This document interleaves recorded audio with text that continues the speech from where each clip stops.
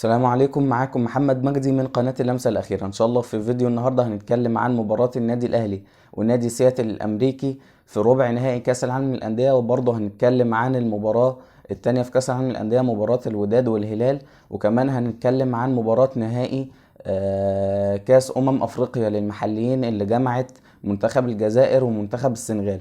ويعني يا سبحان الله، منتخب السنغال برضو فاز بالبطولة بضربات الجزاء. يعني منتخب السنغال لو احنا ضمنا شهر يناير دوت او يعتبر البطولة ديت السنة اللي فاتت منتخب السنغال فاز على منتخب مصر بكاس افريقيا في نهائي كاس افريقيا الكاميرون 2022 بضربات الجزاء، وتأهل على حساب مصر برضو لكاس العالم قطر 2022 بضربات الجزاء. وبرضو كرة الشاطئية كسب مش عارف نهائي بطولة كده للكرة الشاطئية بضربات الجزاء برضو، وادي منتخب كسب منتخب الجزائر بضربات الجزاء.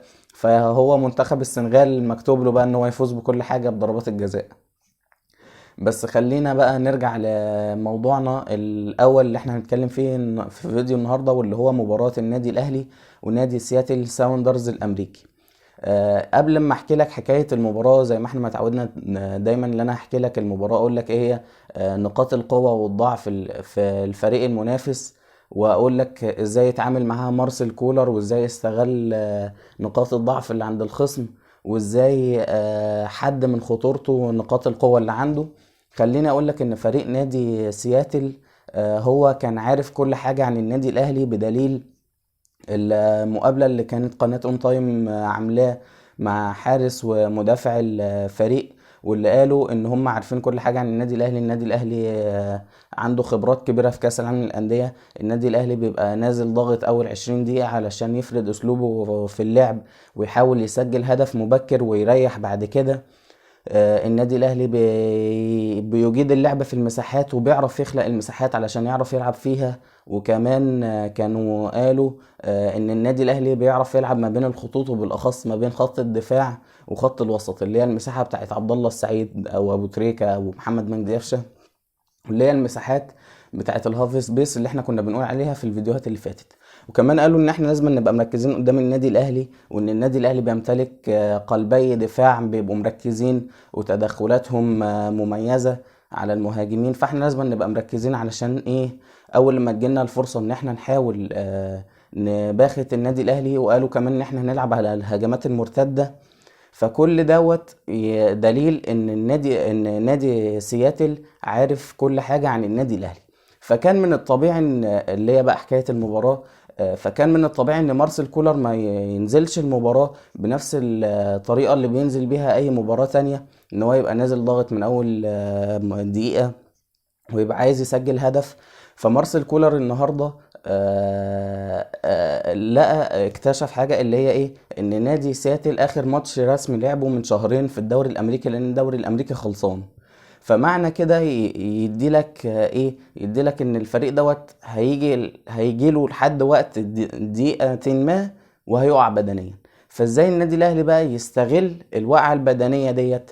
حاجه تانية، ان نادي سياتل كان باين قوي ان هو لعيبته مركزه جدا جدا جدا، ودوت اللي بان في التدخلات.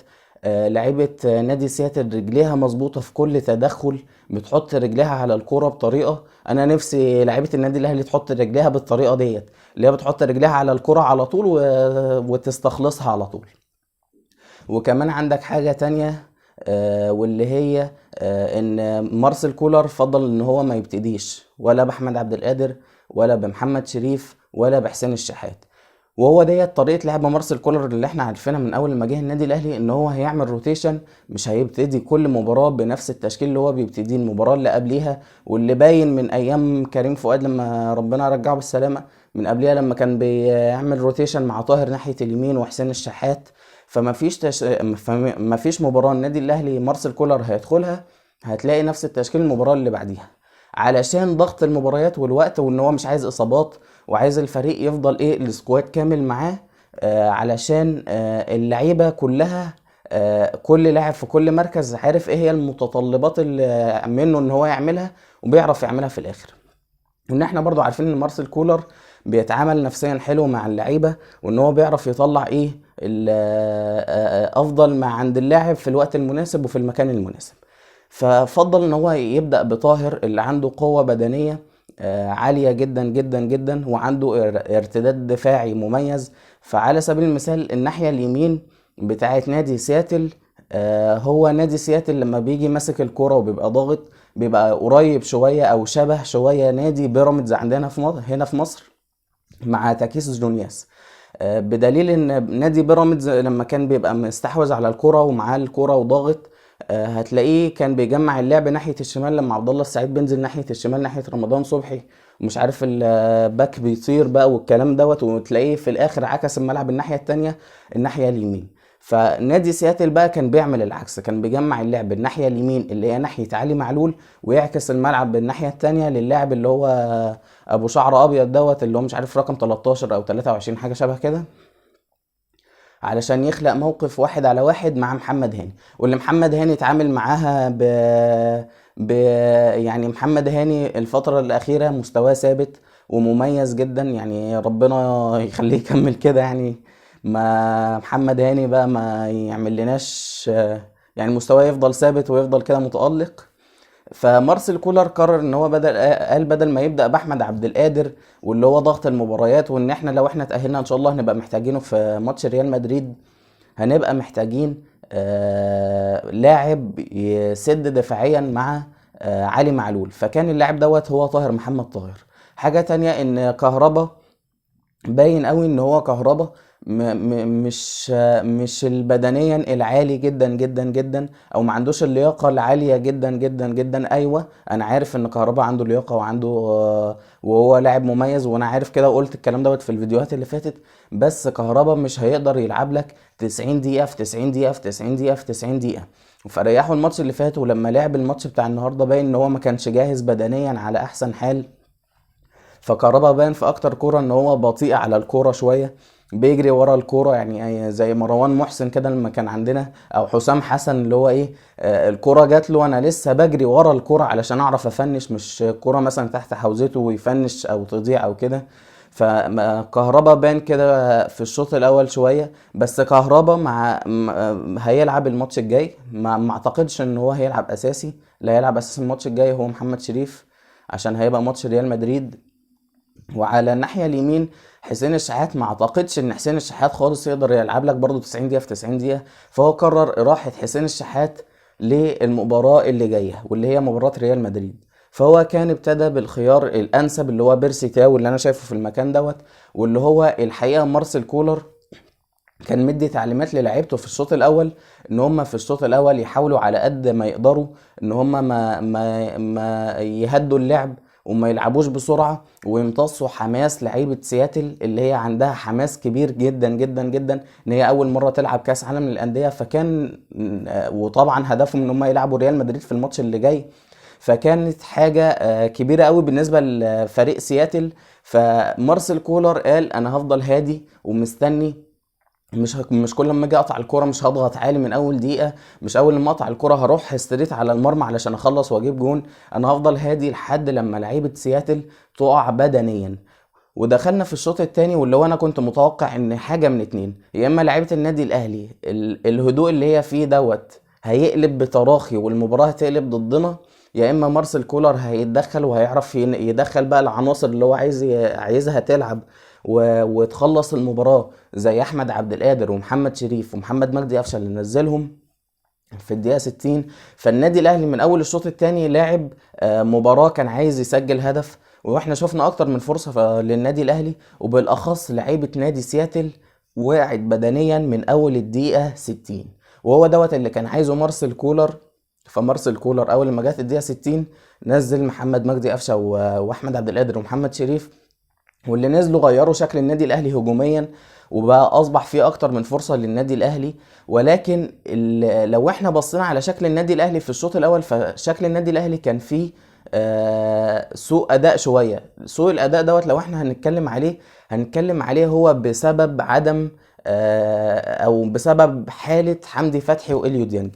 فلو احنا بصينا على حاله لعيبه النادي الاهلي كلها في الشوط الاول، هي لعيبه النادي الاهلي كلها كانت هاديه، وما كانش مطلوب من حمدي فتحي ان هو يضم كراس حربة تاني. لان لو مارسيل كولر كان مدي تعليمات لحمدي فتحي ان هو يضم كراس حربة تاني كان هيضم طبعا، يعني لان لعيبه النادي الاهلي بتنفذ تعليمات المدير الفني بالحرف. فباين قوي، كان باين قوي ان مارسيل كولر قال للعيبه اهدوا. وفي الشوط الثاني لما نزل احمد عبد القادر ومحمد مجدي قفشه ومحمد شريف، الشكل اتغير خالص، والنادي الاهلي راح باكتر من فرصه، وكان ممكن يسجل اكتر من هدف، سواء بكره قفشه اللي جت جنب القائم او باكتر من فرصه تانية. وفي الاخر الهدف جه عن طريق محمد مجدي قفشه بعد شوطه عالميه في الاول جت في العارضه وردت له. الحقيقه شاطها اي حاجه وخبطت ودخلت جون، بس كانت بتفكرنا بهدف 11 27 نوفمبر 2020، هدف القضية ممكن. فالمهم 85 45، احنا عايزينها برضو 85 45، مش فارقه بقى 6 و 86، احنا هنخليها 85. فعلى العكس تماما، اللي كان مخلي النادي الاهلي مش ظاهر بالمستوى العالي هو عدم وجود حمدي فتحي واليو ديانج في حالتهم الطبيعيه. يعني كان حمدي فتحي النهارده ما كانش اللاعب اللي بيستلم الكره وينقل الكره بسرعه. هو اي نعم المدير الفني كان طالب منه كده ان هو ما ينقلش الكره بسرعه، بس كان في بطء زياده عن اللازم من لعيبه النادي الاهلي.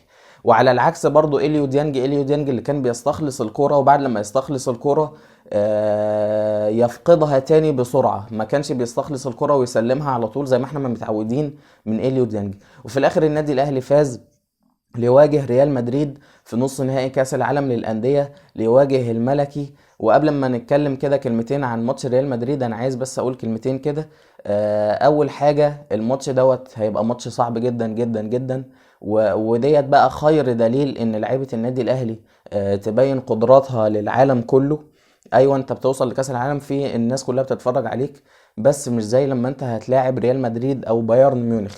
فان شاء الله هيبقى في فيديو ليا على القناة ماتش الاهلي وريال مدريد، فدوت شرف للي بيتفرج، وشرف للنادي، وشرف للعيبة، وشرف لأي حد خالص في مصر هنا. وان احنا يكون عندنا نادي عربي افريقي عنده الانجازات ديت كده كلها في كاس العالم للانديه. فالمباراة صعبة طبعا، بس ما فيش حاجة مستحيل ان انت تقدر تتخطى ريال مدريد وتوصل لنهائي كاس العالم للأندية، لان هو دوت هدفك من اول البطولة، ان انت توصل لنهائي كاس العالم للأندية. انت لو انت بصيت مثلا على هدف اي واحد اهلاوي بيتكلم مثلا في الكوره او ليه في الكوره اهلاوي، يعني هيقول لك احنا هدفنا ان احنا نوصل نهائي كاس العالم للانديه. فالفرصه قدامك اهيت، انت يوم الاربعاء ان شاء الله هتلاعب ريال مدريد، الفرصه قدامك في الملعب 11 ضد 11. انت تقدر ان انت تتاهل. ريال مدريد عنده عناصر طبعا كبيرة، بس انت المفروض تستغل غياب كريم بنزيما، وكمان تستغل ان لعيبة ريال مدريد هتبقى بطيئة شوية، تستغل الحماس اللي عندك. والمفروض ان انت ريال مدريد بقى، ماتش ريال مدريد تنزل ضاغط من اول دقيقة، بغرض اللي انت لو انت سجلت هدف مبكر في ريال مدريد، ريال مدريد هيتوتر ومش هيعرف يسجل فيك اهداف. انا مش عارف الصراحة، بس هو ريال مدريد مش هو ريال مدريد بتاع السنة اللي فاتت. ريال مدريد مفيش في عناصر كتيرة كبرت في السن، في عناصر كتيرة مستواها قل. ريال مدريد انت بتشوفه ممكن يخسر من اي فريق في الدوري الاسباني. فكل ديت حالات ممكن تديلك الاريحية ان انت تفوز على ريال مدريد، بس اهم حاجة ان انت تقدم اداء مشرف ورجولي قدام ريال مدريد. حتى لو انت كسبت او خسرت، هو اللي انت عملته دوت انجاز في حد ذاته. حتى لو انت وصلت للمباراة الثالث والرابع، حققت المركز الثالث او المركز الرابع، هو انا كواحد اهلاوي مش فارق معايا، لان اللي عمله الفريق بتاعي هو مش بطل افريقيا، ما كانش مجهز من بداية الموسم لكاس العالم للاندية، هو وصيف افريقيا مع ان هو ممثل افريقيا. وننتقل بقى للمباراة التانية، مباراة نادي الوداد الرياضي المغربي ومباراة النادي الهلال السعودي. المباراة اللي انتهت بالتعادل الإيجابي 1-1. نادي الوداد المغربي لعب الشوط الأول وسجل هدف، ونادي الهلال السعودي لعب الشوط الثاني وسجل هدف في الشوط الثاني.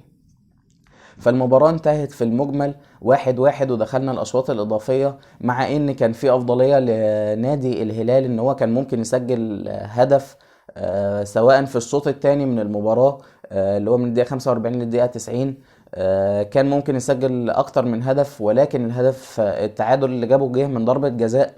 والناحية التانية في الاشواط الاضافية نادي الهلال كان ممكن يسجل برضو اكتر من هدف، ولكن تستمر التعادل علشان ندخل ضربات الجزاء. والحقيقة كان في افضلية اكتر من افضلية لنادي الوداد، اهمها طبعا ان لما انت تلاعب نادي الوداد في المغرب فديت بيبقى فيها ملحمة جماهيرية على اعلى مستوى، على اعلى طراز. مش هتشوف جماهير في العالم بتشجع بالطريقة اللي المغاربة بيشجعوا فيها الاندية بتاعتهم او المنتخب بتاعهم. والحقيقة الجماهير المغربي مش طبعا لازم يبقوا متحيزين للأندية بتاعتهم، بس على العكس تماما انت لو لقيت مثلا اي فريق عربي واجه اي فريق غير عربي في المغرب، فانت هتلاقي جماهير المغرب واقفة في ظهر الفريق العربي وبتسنده وبتشجع بأعلى حماس. ودوت اللي بان في ماتش الاهلي واوكلاند سيتي او ماتش الاهلي وسياتل. فبان قوي ان الجمهور اللي في قلب الملعب مش جمهور اهلاوي او مش جمهور مصري، لان الجالية المصرية اللي متواجدة في المغرب هي جالية قليلة جدا، مش هي ال العدد الكبير اللي يعمل الصوت دوت. وباين قوي ان ديت اهازيج الجمهور المغربي. في الاخر ندخل ضربات الجزاء اللي هو لابد بقى من خروج احد الفريقين، وللاسف غادر منظم البطولة ومنظم البطولة وممثل دولة المغرب نادي الوداد، وتأهل نادي الهلال السعودي ليواجه نادي فلامينجو البرازيلي في نص نهائي كأس العالم للأندية. فإن شاء الله التوفيق لنادي الهلال السعودي قدام فلامينجو البرازيلي. وان هي مش صعب جدا، مش صعب خالص، بل هي حاجة في متناول ايدينا ان احنا نلاقي نهائي عربي او نلاقي نادي الهلال في نهائي كاس العالم للانديه. ديت حاجه سهله جدا جدا جدا، وفي متناول لعيبه نادي الهلال اللي عندها قدرات كبيره جدا جدا جدا. فمن السهل جدا ان انت تلاقي نادي الهلال في النهائي، وان شاء الله النادي الاهلي يقدم حاجه قدام ريال مدريد ويبقى نهائي عربي خالص لكاس العالم للانديه. وندخل بقى في المباراه الاخيره اللي معانا، وهي مباراه نهائي كاس افريقيا للمحليين. والحقيقه انا تابعت المباراه ديت علشان اشوف احمد القندوسي صفقه النادي الاهلي الجديده، وطبعا علشان انا اشوف منتخب الجزائر للمحليين. الحقيقة البطولة كانت بطولة مميزة جدا جدا جدا للمنتخب الجزائري، سواء على سواء التنظيم او على سبيل اللعيبة او على سبيل كل حاجة في البطولة كانت مميزة. كانت مميزة جدا جدا جدا. منتخب الجزائر عمل بطولة عظيمة جدا جدا جدا، سواء في الماتش اللي فات اللي هو مش عارف كان بيلعب النيجر او مش عارف والله كان بيلعب مين، كسب 5-0. فباين قوي ان كان منتخب الجزائر كان اقرب ان هو يسجل هدف ويفوز بكاس افريقيا. الشوط الاول كان شوط اقرب فيه منتخب السنغال ان هو يسجل هدف، وكان ضغط عالي جدا جدا جدا على لعيبه منتخب السنغال، لدرجه ان لعيبه الجزائر ما كانتش قادره تستلم وتلف بوشها من قوه الضغط اللي منتخب السنغال كان عامله. وكان ممكن يسجل هدف في الشوط الاول الصراحه. والحقيقه في اكتر من لاعب في منتخب السنغال هم لعيبه صغيره عندهم 18 سنه و19 سنه، في اللاعب رقم 10 وفي لاعب رقم 5 وفي مش عارف تقريبا لاعب رقم بيلعب في خط الوسط كده كمان. فالمهم ديت لعيبه ممكن تبقى تحت السن. يعني احنا ليه مثلا تبقى بطوله افريقيا للمحليين ديت تبقى جوهر مثلا للانديه زي الاهلي او الزمالك او الانديه الكبيره هنا في افريقيا، ان احنا اللي نخطف اللعيبه ديت واحنا اللي نسوقها بعديها نبيعها لاوروبا. فاللاعب رقم 10 بتاع منتخب السنغال دوت لعيب كبير جدا جدا جدا، يعني انا شفته واداؤه كان مميز جدا جدا. ندخل بقى في الشوط الثاني اللي منتخب الجزائر فيه كان اخطر، وكان وصل للمرمى، كان ممكن يسجل هدف في الدقيقة 90 كده، كان ممكن يخلص المباراة، وانا كنت اتمنى كده طبعا. ولكن دخلنا الاشواط الاضافية واحمد القندوسي كان نزل في الشوط الثاني، والحقيقة اداء منتخب الجزائر اتحسن من بعد نزول احمد القندوسي. ومنتخب الجزائر كان عنده اكتر من فرصة ان هو يقتل المباراة ويخلص المباراة، ولكن للأسف الفرص ديت منتخب الجزائر ما استغلهاش. وندخل للأسف ضربات الجزاء اللي منتخب السنغال محظوظ فيها جدا جدا جدا. فمنتخب السنغال قدر ان هو يفوز في المباراة بعد لما تعادلوا في اول 5 ركلات جزاء 4-4. بعد لما منتخب الجزائر كان عنده افضليه ان هو يسجل ضربه الجزاء الخامسه ويفوز بالبطوله. هداف البطوله الحقيقه مش فاكر اسم اللعيب. هداف البطوله هو اللي ضيع ضربه الجزاء الخامسه علشان ندخل ضربه وضربه، منتخب السنغال يسجل هدف واحمد القندوسي يضيع ضربه الجزاء الاخيره للمنتخب الجزائري ويفوز المنتخب السنغالي. وبس كده، هو دوت كان كل اللي عندنا عن مباراة النادي الأهلي والنادي سياتل ساوندرز الأمريكي في ربع نهائي كأس العالم للأندية، ومباراة نادي الوداد الرياضي المغربي ومباراة نادي الهلال السعودي في الربع النهائي الثاني لكأس العالم للأندية، ومباراة نهائي كأس أفريقيا للمحليين ما بين منتخب الجزائر ومنتخب السنغال. كل اللي أنا أحب أقوله مبروك للنادي الأهلي وجماهيره والكل العرب في ملحمة إن شاء الله قادمة أمام ريال مدريد. ومبروك لنادي الهلال السعودي التأهل، وإن هي تبقى فرصة إن شاء الله للوصول لنهائي كأس العالم للأندية. وهارد لك لنادي الوداد ولدولة المغرب وللعرب كلهم إن إحنا خسرنا منظم البطولة واللي هو قدم بطولة سواء على مستوى التنظيم. دولة المغرب مقدمة بطولة على مستوى التنظيم، هي بطولة جميلة جدا جدا جدا. وطبعا هارد لك طبعا لمنتخب الجزائر اللي كان قريب جدا جدا جدا من تحقيق اللقب، واللي هي الحقيقه البطوله ديت انا مش فاكر كانت بتتلعب قبل كده ولا لا، بس منتخب الجزائر كان قريب جدا جدا جدا من تحقيق البطوله. ولكن للأسف هارد لك لمنتخب الجزائر، واللي هو قدم بطولة مميزة جدا جدا جدا سواء على سبيل اللعب أو على سبيل التنظيم الرائع أو على سبيل حفلة النهائي، حفلة الختام اللي اتعملت في النهائي، اللي هي كانت حفلة جميلة جدا جدا جدا. بس كده، كان معاكم محمد مجدي من قناة اللمسة الأخيرة. ما تنساش تعمل لايك وشير وسبسكرايب لو انت مش مشترك، ولو تحط لايك، أهم حاجة تحط لايك، وانزل اكتب كومنت وقول لنا رأيك في الفيديو، وحط قلبين 3 ونشوف قولوا ان شاء الله الاهلي يكسب ريال مدريد في نهائي كاس العالم للانديه. وما تنساش تتابع حساباتي على السوشيال ميديا، هسيب لك اللينكات تحت في الوصف. بس كده، سلام.